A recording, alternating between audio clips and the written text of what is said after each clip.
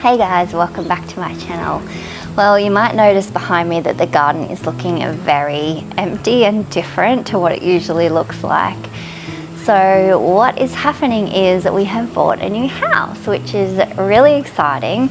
It's a house that ticks all of our boxes. It has everything we want, has a really decent yard space for my garden, has everything that Kevin wants garage-wise, so he's getting 4 garages, has a pool, has a deck. It's really nice. It's a lot newer than this house.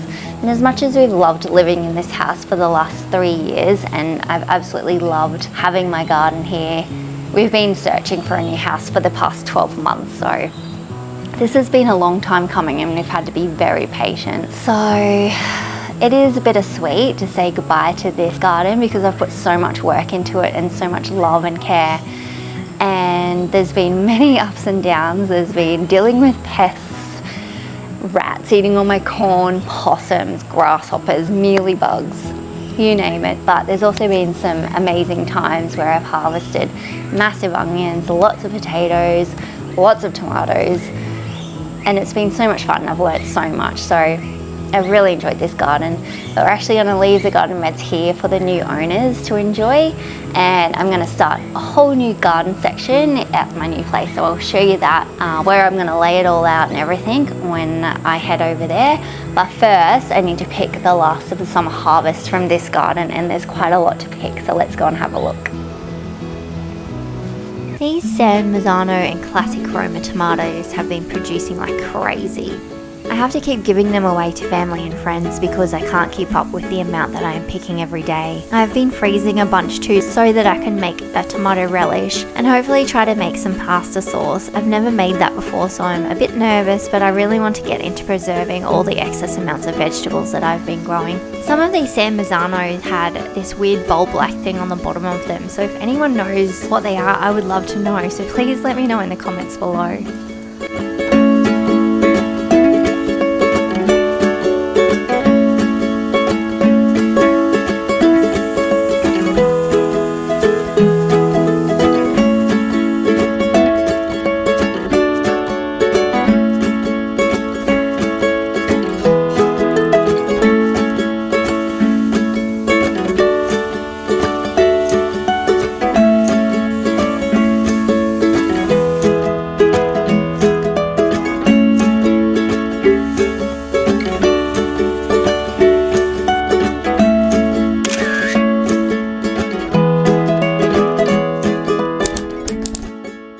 Okay, so over this side of the deck we've got this gorgeous tree fern here, which I'm loving.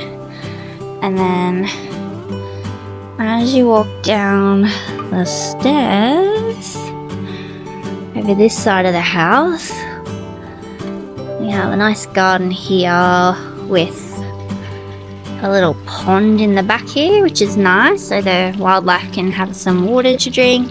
Sound of running water is quite nice too. Got a little bird box up there, and oh, welcome to the garden sign. So this was all left by the previous owners, and they did a really good job of maintaining this place, which is good. We've got a strawberry pot there. The tomatoes that I potted up in the last few videos have started growing heaps. And over this side is my potting station. So this is where I've got all my seedlings. If you see my last few videos, you saw what I was starting. So let's go through it because we've had some interesting things happen. So I started my onions back on the 2nd of February or something, and had good germination rate of the new ones I bought, the Gladylin Brown and the Red Creole. They all germinated, and then after about 2 weeks some of them died off, so still got some germination there, which you can see, but I had to reseed a few of those because I was only doing 2 seeds per cell. Whereas last year I just threw a whole bunch in. They germinated really well, so I think that might be the difference. And interestingly, last year I grew Hunter River Brown and California Red. None of these germinated, none at all. So I reseeded them the other day, so we'll see if anything comes up. Onion seeds really need to be fresh, and these ones are a year old now, so I'm a bit worried that that's why. And then over here we've got lettuce, another succession planting of lettuce which has just started popping up. And I popped in some cauliflower all year, and we've got some of those popping up there. And I did some kale, pak choy. I had to do broccoli calabrese again because none of those germinated, but I've got one there this time, which is good. And I'm starting some coriander too, which hasn't come up yet. And then over here, I still have not planted out this blue butterfly pea plant, which is getting huge. I'll find somewhere for it now that we're in the house. Rocket. Some of those wilted in the sun. I left them out in the sun for too long, but some survived. And I had one germinate of the broccoli green delicious, but none of the others. So I reseeded those, but nothing yet. And then there's some lettuce there from a few weeks ago, and the Roma tomato, which is a determinate variety. I've got two of those, so I will pot those up today. So everything's kind of coming along there for the autumn garden. So this is my potting station here. I need to get a new hose reel for there. And I have my compost bins here, so right near the deck, so it's easiest to come out and throw stuff in it. Now, down this part of the yard is where the veggie garden is going to go. So this section, the sun comes up behind me in the east and goes down in front of me where I'm walking in the west. This section gets sun all day long, so it's going to be interesting. I know that that's good for growing veggies, but I'm used to growing the opposite way where you get a bit of shade in the afternoon. But this is a really great space for my veggie gardens. We've got 2 gates there, so we can get, you know, a trailer load of compost in when we build the veggie gardens. And I should be able to fit 4 raised garden beds here vertically, and I'm going to do the same size, so 2 by 4 by 1.2 meters, because that's how long the hardwood sleepers come, and just makes it easier. I just have to cut one in half of the ends. So I'm excited to get 4. I only had 3 at my last place, so 4 is going to make a big difference with growing veggies this year. We have 2 frangipani trees here that I'm going to chop down and pop fruit trees in, because these have got rust and they just keep losing their leaves, which they do in winter anyway, but they just look terrible with the rust. And I'm thinking along this wall here to put in a bunch of raspberries, and they can be contained in this garden bed here and grow along this wall, because I've been wanting a raspberry patch for a long time. And I'm going to keep this beautiful plant here because it's so pretty, but then I am going to chop this tree out here and put another fruit tree, maybe a banana tree, because I saved one. I dug up a pot from the last place and put it in a pot. So this is where the veggie patch is going to be. So I'm super keen to get started on that. Coming back around to the deck past the garden here, we have to go through the pool area to get to the other side, or go through the house. But that's okay, because I like walking past the pool because it's nice. So I will definitely be jumping in this pool this afternoon because it is hot today. So as we come over the other side here, we've got this section. And I'll come down the stairs here so you can see better. So this section's all astroturfed. I don't know if there's dirt under this or cement, but I figured it was a good spot to put the pots because they're not going to kill the grass and they can just drain through astroturf. Look how many pots I've got. Like, it's absolutely ridiculous. I didn't realize until I had them all in one section because the last place, they were all spread out across the yard, so I couldn't really tell how many I had until we had to move. So this end here is a bit of a jungle. We've just thrown all the grow bags all together here. Like, all the fruit trees are up that end. You might remember the top that we made off the garden bed, the raised garden bed, so we brought that with us. We left the other two there because we just ran out of time, so the new owners can enjoy those. But we will put this one back on the raised bed once we build it. Hopefully this weekend. I keep saying that, hopefully. Hint, hint, Kevin. So yeah, so this is all my fruit trees. So I am thinking about just leaving them in pots and seeing how they go, because I don't really have a lot of space to put fruit trees over the other side, and this space here won't really get utilized if I don't leave them like this. I have thought about finding out if it's cement underneath or dirt and digging up and actually planting them in the ground, so that's an option if they struggle in being in the pots. But I am keen to see, as an experiment, how they do and how much fruit we actually get from them being in pots. So I'll just do a quick run through of what we've got here. So you may remember me complaining about the blackberry plant that was, I put it on a ladder on the tank.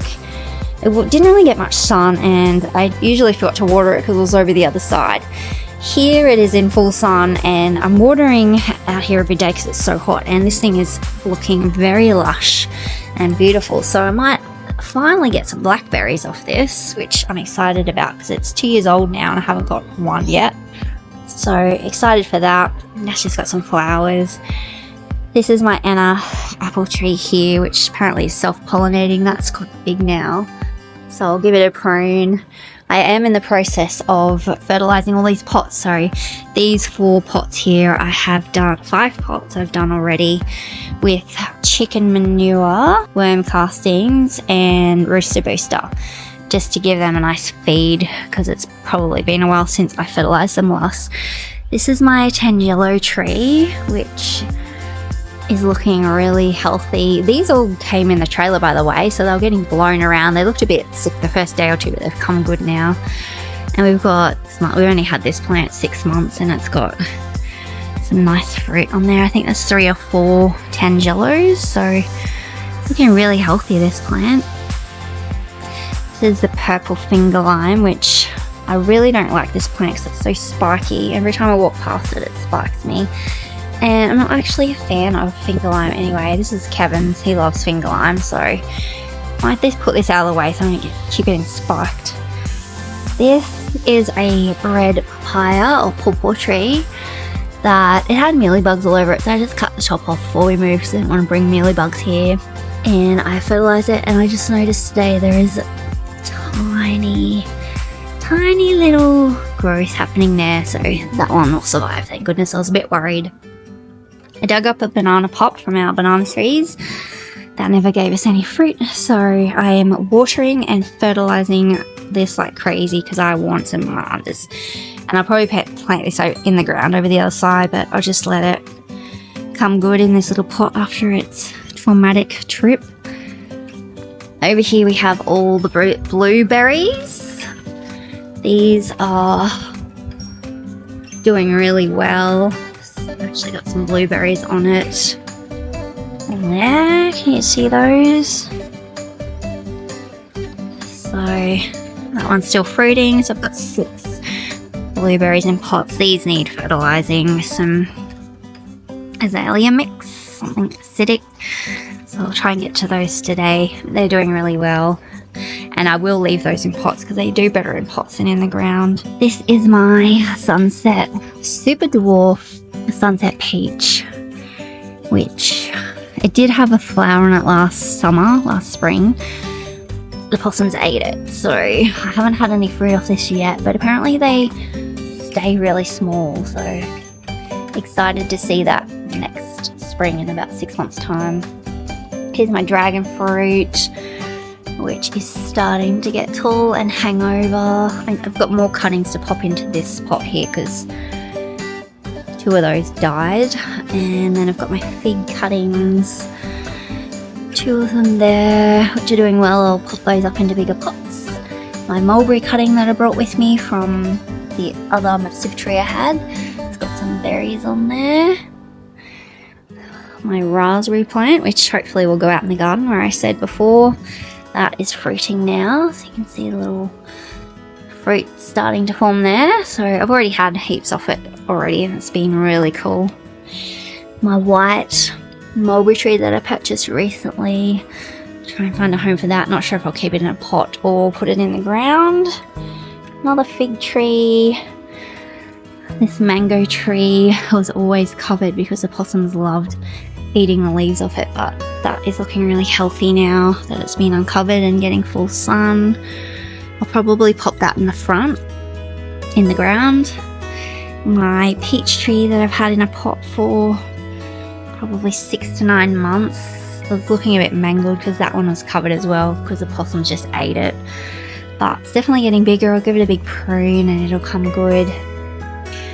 More strawberries down there, some flowers. Another mulberry cutting there. My lemongrass has gone crazy. I need to harvest that. Capsicums in a pot. They are getting big. There's one starting to turn red over there, which is cool. Turmeric in the pot there. Ginger over there. Another red papaya tree there in a pot. And my corn, which I need to harvest. I don't think it did very well, so I'm just going to harvest it and rip those out. And this is just all the junk area. There's more capsicums here, which are doing well. And I actually bought one of these tomatoes from Bunnings the other day when I was there. Resist the gross Lizzie variety. Apparently they taste amazing.